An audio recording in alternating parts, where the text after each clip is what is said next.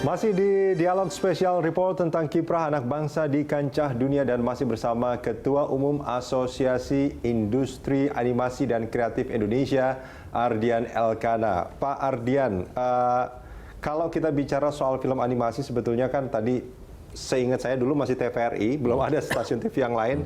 Saya masih ingat tuh film Huma, Pak Ardian. Jadi Huma itu adalah seorang anak yang dia bikin pesawat dari kertas terus dilempar dan pesawat kertasnya itu melintas jauh kemana-mana kayak gitu. Nah, bayangan saya setelah itu terus kemudian kan mestinya ada perkembangan-perkembangan. Kalau sekarang udah ada apa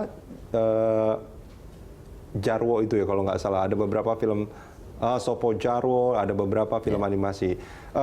Harapannya ini tidak berhenti di situ. Betul. Harapannya tidak berhenti di situ. Tadi dikatakan bahwa kalau misalkan stasiun televisi memikirkan faktor ekonominya saja, maka ini nggak akan pernah ada titik temu. Betul. Tidak akan pernah ada titik temu ya. Betul. Artinya harus ada pelibatan pemerintah. Inisiatif dari pemerintah. Harus ada pelibatan pemerintah untuk bisa membuat industri animasi ini menjadi industri kreatif yang betul-betul berkembang. Di titik awal. Di titik awal. Ya. Artinya ada lanjutannya sebetulnya selain itu. Kami harap setelah itu bola bisa bergulir dengan sendiri gitu, dan bisnis is business gitu loh.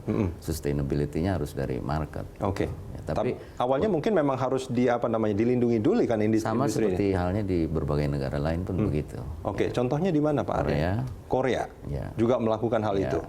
China yang paling jelas, yang paling saya dari sisi jam tayang ya, tapi dari Korea tuh wah berbagai macam kalau Korea, mulai dari permodalannya, akses market dan lain-lain. Gitu. Oke, ya kan harapannya gini, jangan sampai anak-anak terbaik Indonesia, animator-animator terbaik Indonesia itu justru pada akhirnya brain drain. Brain drain dan hanya membantu film-film asing yang akhirnya juga dijual di Indonesia sebetulnya. Nggak beda dengan ekspor illegal logging. Kayu mentah kita ekspor, jadi mebel kita konsumsi lagi di sini. Oke, dan mebelnya bagus-bagus ya.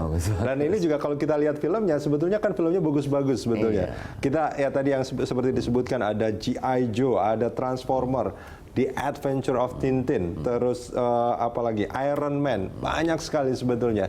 Kalau kita melihat sebetulnya banyak nggak sih, mungkin di Ainaki ada datanya, artinya banyak sekali sebetulnya animator-animator Indonesia yang sangat kompetitif gitu kan, dan sebetulnya juga apa namanya hasil-hasilnya memang sangat diperhitungkan, bukan hanya dia sebagai kalau istilahnya mungkin second level ya, tapi memang dia adalah animator utama di film itu sebetulnya Pak. Mungkin kalau jumlah animator yang kami serap 2 tahun terakhir sekitar 1.500-an. 1.500? Satu tahun ke depan kita harapkan yang mencapai 2.500 sampai. Ini di Indonesia saja atau di Indonesia? Top. Di Indonesia? Oke, artinya kalau ditambah yang dari luar mungkin jumlahnya lebih dari itu? Oh, kalau anak-anak kita yang bekerja di luar saya rasa ya banyak lah ya. Cuma kan itu di studio luar. Ini kami bicara yang di lokal saja. Anggota kami kira-kira ada 60-an studio. Begitu. 60-an studio? Di 8 kota ya. Di 8 kota? Dan studio itu semuanya sudah banyak menghasilkan film-film animasi?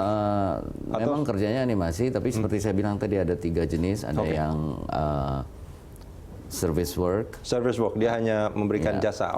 Seperti film-film yang tadi Mas Rudi sebutkan, itu semua service work. Kemudian ada yang co-production, ini yang baru dimulai saya rasa.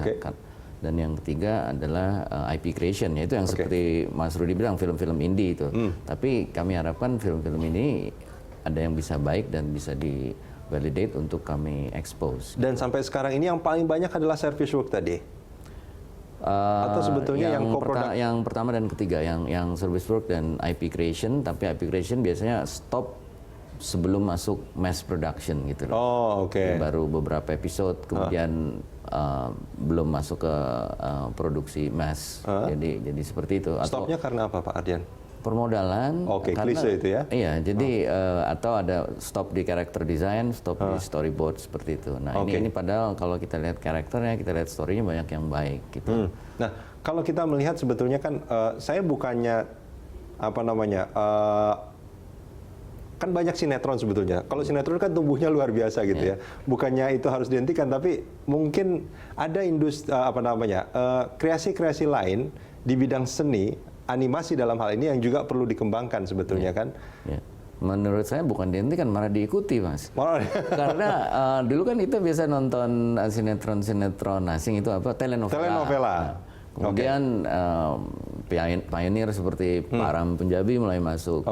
Mula-mula mungkin dilihat dengan sebelah mata juga, tapi at the end lidah nggak bisa dibohongin, Mas. Kita lebih senang nonton film Indonesia, masyarakat kita lebih ngerti daripada lihat film telenovela. Dan saya yakin kalau animasi-animasi lokal ini dengan taste Indonesia diberikan kesempatan untuk tayang, juga akan merebut hati masyarakat gitu, Mas. Anda yakin dengan itu? Saya yakin banget. Kalau kita bicara soal ini kan film itu biasanya dibuat oleh orang-orang yang punya standar nilai moral dan macam-macamnya kan masing-masing sendiri ya.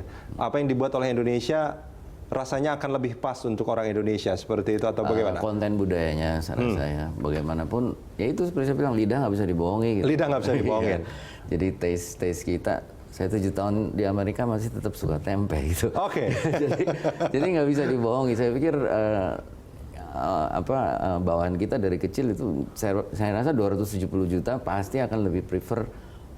Kenapa Ipin Upin bisa hit? Karena paling dekat dengan budaya kita kan. Karena yang bikinnya sebetulnya orang Indonesia. Mungkin itu. Pak Ardian, terima kasih banyak sudah bergabung bersama kami di Special Report. Terima kasih.